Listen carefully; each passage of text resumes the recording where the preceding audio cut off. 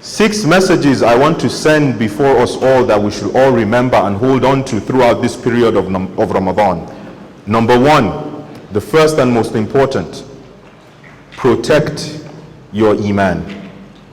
In this month of Ramadan, there are some of you who have gotten to a level of worship that you had never gotten to before it. Some of you have connected with the Quran. Some of you have listened to tafsir or tafsir. Some of you have prayed Qiyamul Layl. And some of you have felt that in this Ramadan, this is the one that really your life has changed. You have stopped watching those movies. Someone was shocked. How did I know Kalho Naho and Kuchina Kaho? Right? That's a story for another time. But you've stopped watching these things. You focused on Allah. Every home you go to, it is the Kaaba. It is the Quran being recited. Try your best to sustain it even after Ramadan. Try your best not to relapse and go back to the life you were once living. Not to tell lies, not to be deceitful, to be honest, to pray on time, and to do your best to worship Allah with sincerity, because at the end of the day, we were all created for nothing than worship. وَمَا خَلَقْتُ الْجِنَّ وَالْإِنسِ إِلَّا لِيَعْبُدُونَ. Number 2, insecurity. Today, yes, globally there is insecurity, but specifically to our home, to Nigeria, there is insecurity that is bedeviling our nation, that is so severe that today, as we are marking the end of Ramadan, in our homes, with our families, there are some that started Ramadan and are ending it in captivity. So many are in captivity in this country. Banditry, kidnapping. The level of insecurity is one that is unprecedented in the history of this country. North, east, south, west. We pray that may Allah bring back security to this nation. Because without security, there can be no growth or development. And this is the fact. But something has led to the level of insecurity that we are experiencing today. And that comes to my third point. Corruption. Nigeria, as blessed as a nation, or as blessed as this nation is, it is also tested with one of the worst of vices, and that is corruption. Allah tells us, وَلَا تُفْسِدُوا فِي الْأَرْضِ بَعْدَ إِصْلَاحِهَا. Do not be corrupt after Allah has reformed, or do not be corrupt on the surface of the earth after Allah has caused reformation upon it. People today see it as nothing to collect bribes or to be involved in bribery, in Russia. They see it as nothing to be involved in extortion. Some even go as far as calling appreciation. You appreciate a person. What appreciation? You are working, you are getting a salary. That is the right of the person.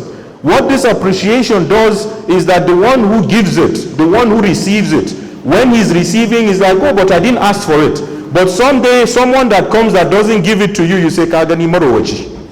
You see this guy, he's a very, tight strip, he's a stingy person. But you're there doing a job. You're not there to make or to use your position to make money. That is not what that position stands for. So we need to fight corruption. A word that was attributed to the president of this nation, he says, if we do not kill corruption, corruption will kill us. But I say this, if we do not fight corruption, corruption will destroy us.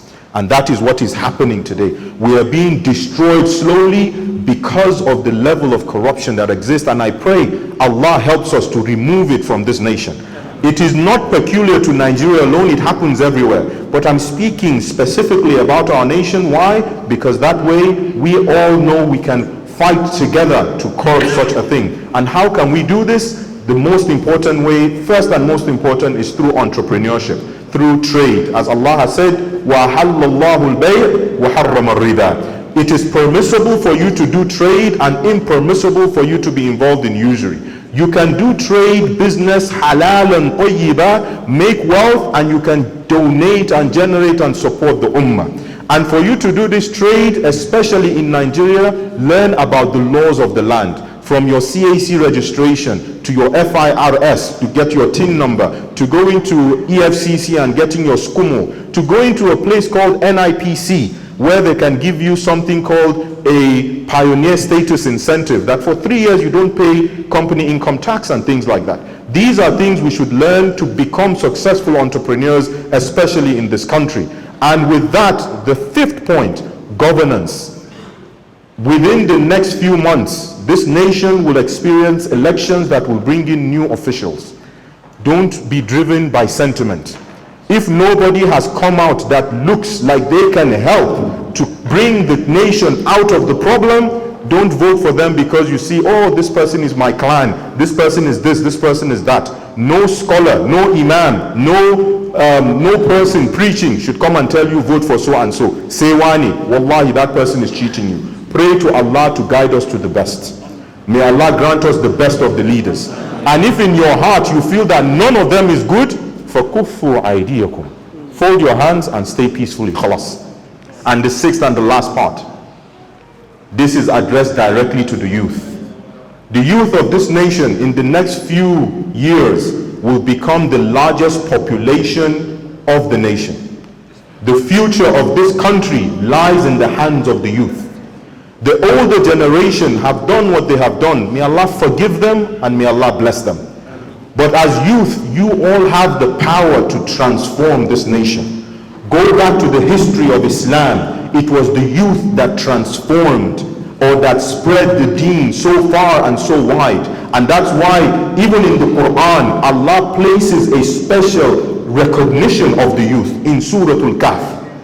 We must understand that as youth, we have the power, we have the zeal, we have the hamasa. But if we are not channeling it the right way, we don't know our left from our right, we will end up becoming sources of destruction. May Allah protect us from that. So to every youth, I pray you will be inspired with the bad you have seen today to grow and say, I want to change this bad. Every system can change.